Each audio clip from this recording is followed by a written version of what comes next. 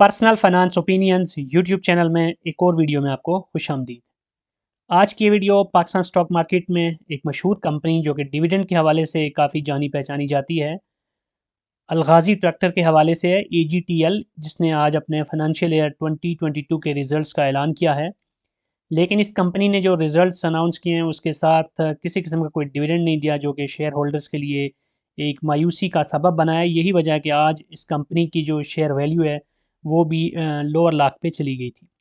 इस कंपनी के रिज़ल्ट के हवाले से हम आज डिटेल में बात करेंगे कि इस कंपनी ने क्या खोया, क्या पाया, इसकी इनकम स्टेटमेंट क्या कहती है, कहाँ इसकी ज़्यादा कॉस्ट रही, और साथ-साथ हिस्टोरिकली भी हम देखेंगे कि ये कंपनी माज़ी में किस तरह का EPS और किस तरह के डिविडेंड पे आउट्स देती रही है। यहाँ पर आप देख सकते हैं कि आज कंपनी के शेयर की प्राइस में तकरीबन ₹22 का यानी 7.5% की कमी हुई, लोअर लाख पे गई और ₹270 पे क्लोज़ हुई। और सारा इसके अंदर वॉल्यूम बेसिकली बहुत कम होता है और इसकी जो फ्री फ्लोट है वो भी काफ़ी कम है। लेकिन सुबह से ही आप देख सकते हैं कि कंपनी नीचे चली गई 7.5% और फिर वहीं पे रही, लोअर लाख इसका नहीं टूट सका। अब हम इसके फाइनेंशियल रिजल्ट्स को देखते हैं और कंपेयर करते हैं पिछले साल के रिजल्ट्स के साथ। सबसे पहले अगर हम इसकी नेट सेल्स देखें, तो सेल्स में बहरहाल 37% का इजाफा हुआ है पिछले साल के मुकाबले में।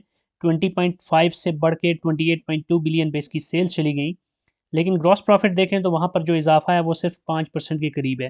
4.7 बिलियन से बढ़कर 4.9 बिलियन पे इसका ग्रॉस प्रॉफिट गया। तो यहाँ पर हम देख सकते हैं कि ग्रॉस प्रॉफिट मार्जिन जो पिछले साल इसका तकरीबन 23% के करीब था, 22.94, वो इस साल कम होकर 17.6% हुआ। जिससे पता चलता है कि कॉस्ट ऑफ सेल्स जो है वो बहुत ज़्यादा इफेक्ट कर गई है इस कंपनी को। जैसे हमने इससे पहले मिलर ट्रैक्टर को भी एनालाइज़ किया था और साथ साथ जो दीगर कंपनीज़ के रिजल्ट्स हैं उनको भी साथ साथ में फाइनेंशियल एनालिसिस की वीडियोस के अंदर डिस्कस कर रहा हूँ। तो हम देख रहे हैं कि मेजॉरिटी ऑफ द कंपनीज़ के साथ यही सूरत हाल है कि पाकिस्तान में जो डॉलर के हवाले से एलसीज़ के खोलने के हवाले से मुश्किलात का सामना है कंपनीज़ को। फिर जो रॉ मटेरियल के हवाले से मुश्किलात हैं और ओवरऑल जो गवर्नमेंट की पॉलिसीज़ हैं वो बिज़नेस फ्रेंडली नहीं है इस वक्त। और जो ओवरऑल सिचुएशन है मुल्क की, उन सारी चीज़ों की वजह से देखा जाए तो बहुत सारी कंपनीज़ बुरी तरह से इम्पेक्ट हो रही हैं। तो वही सिचुएशन हमें यहाँ पर भी नज़र आ रही है। अब यहाँ पर ग्रॉस प्रॉफ़िट के बाद जब ऑपरेटिंग प्रॉफ़िट में जाते हैं तो वहाँ से फिर नेगेटिव नंबर्स हमें नज़र आना शुरू हो जाते हैं। ग्रॉस प्रॉफ़िट जो इसका ऑपरेटिंग प्रॉफ़िट जो है पिछले साल के मुकाबले में तकरीबन 6% के करीब 5.6% कम हो गया। 4.17 बिलियन से कम हो के 3.94 बिलियन रह गया इसका ऑपरेटिंग प्रॉफ़िट। जिससे हमें पता चलता है कि इसकी जो एडमिनिस्ट्रेटिव कॉस्ट है और डिस्ट्रीब्यूशन कॉस्ट है और साथ-साथ जो अदर एक्सपेंसेस हैं वो भी इंक्रीज़ हुए हैं इस साल पिछले साल के मुकाबले में। अब यहाँ पर जो सबसे बड़ी मार इस कंपनी को इस साल पड़ी है वो है फाइनेंस कॉस्ट की।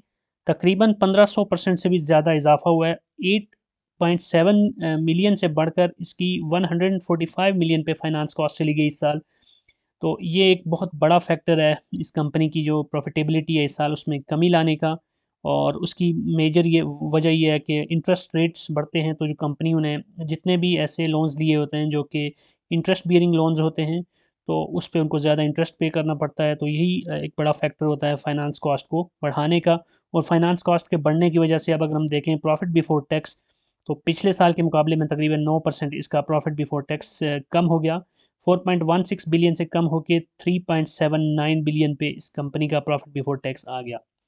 और फिर नेट प्रॉफिट देखें तो वहाँ पर इसको एक और मार पड़ी है सुपर टैक्स और जो टैक्स की ओवरऑल जो इम्पोजिशन है कंपनीज़ के ऊपर, उसके बढ़ने की वजह से भी इसको नुकसान हुआ। नुकसान इस सेंस में कि इसकी जो प्रॉफिटेबिलिटी है पिछले साल के मुकाबले में वो 27% यहाँ पे कम हमें नज़र आ रही है। 2.95 बिलियन पिछले साल इसकी नेट प्रॉफिट था, जो इस साल कम हो के 2.15 बिलियन हुआ। और नेट प्रॉफिट मार्जिन हम देखें तो पिछले साल 14.37% था, जो इस साल कम हो के 7.65%। तो तकरीबन हाफ रह गया इसका profit margin, net profit margin पिछले साल के मुकाबले में। ईपीएस अगर आप देखें तो पिछले साल की जो ईपीएस थी वो 51 रुपीज़ से ऊपर थी, 51.03, और इस साल जो इसकी ईपीएस यानी अर्निंग पर शेयर है वो 37.20 है। तो एक चीज़ बहरहाल यहाँ से हमें नज़र आती है कि अगरचे बहुत ज़्यादा कंपनी को मुश्किलात का सामना करना करना पड़ा है, इसके बावजूद ईपीएस हम ये कह सकते हैं कि फिर भी उतनी ज़्यादा कम नहीं हुई जितना कि मैं ज़ाती तौर पे एक्सपेक्ट कर रहा था। क्योंकि ट्रैक्टर्स के हवाले से अगर बात की जाए तो पाकिस्तान में जो रीसेंट फ्लड्स आए हैं उसकी वजह से भी, फिर उसके अलावा भी जो मुल्क की ओवरऑल इकोनॉमिक कंडीशन है उसकी वजह से भी, और कुछ अर्सा पहले जो किसान पैकेज जिसमें बाहर से पुराने ट्रैक्टर्स हैं, यूज़ ट्रैक्टर्स हैं, उनके इंपोर्ट के हवाले से जो पॉलिसीज़ गवर्नमेंट ने इम्पोज़ की थी, तो वो सारे फैक्टर्स मिला के ये एक्सपेक्ट किया जा रहा था कि इसकी जो ईपीएस है वो बहुत ज़्यादा नीचे चली जाएगी, लेकिन उतनी भी नीचे नहीं गई। साथ-साथ पिछले कुछ अरसे में बहुत सारी कंपनीज़ जिसमें मिलर ट्रैक्टर भी शामिल है। इस कंपनी अलगाज़ी ट्रैक्टर का आई एम नॉट श्योर, लेकिन बाकी कुछ और कंपनीज़ भी हैं, जिनको मुख्तलिफ़ वक़्तों में अपने प्लांट्स भी बंद करने पड़े थे, क्योंकि जो डिमांड एंड सप्लाई है उसके अंदर बहुत बड़ा फ़र्क आ गया था। तो बहरहाल ईपीएस इसकी गिरी है और काफ़ी सारी गिरी है, लेकिन इतनी भी नहीं गिरी जितना कि मुल्की हालात की वजह से दूसरी कंपनीज़ इम्पैक्ट हुई। लेकिन अफ़सोसनाक बात ये है कि इस अच्छी ईपीएस, बेहतर ईपीएस कम से कम, बहुत अच्छी तो नहीं कह सकते लेकिन एटलीस्ट एक्सेप्टेबल ईपीएस के बावजूद भी इस साल इस कंपनी ने कोई डिविडेंड नहीं दिया, जो कि बहुत बड़ी मायूसी का सबब बना है शेयर होल्डर्स के लिए। अब हम इस कंपनी की हिस्टोरिक परफॉर्मेंस को देखते हैं कि पिछले 5 सालों में इन टर्म्स ऑफ ईपीएस और in terms of dividend pay out ये कंपनी कैसा परफॉर्म करती रही है। यहाँ पर ये बताना ज़रूरी है कि इस कंपनी के शेयर की फेस वैल्यू ₹5 है, ना कि ₹10। इस लिहाज से अगर ये 10% डिविडेंड कभी अनाउंस करती है तो उसका मतलब होगा 50 पैसा, और 20% अगर अनाउंस करती है डिविडेंड तो उसका मतलब होगा ₹1। तो ये चीज़ आपने ज़हन में रखनी है। 2018 में अगर हम देखें तो इस कंपनी की जो ईपीएस थी वो ₹42.31 थी और इसने ₹39 की का डिविडेंड दिया था। उसके बाद 2019 में इस कंपनी ने ₹16.87 पर शेयर कमाया और ₹15 का डिविडेंड दे दिया। 2020 में ₹23.28 इस कंपनी की ईपीएस रही और ₹21.30 इसने डिविडेंड दे दिया।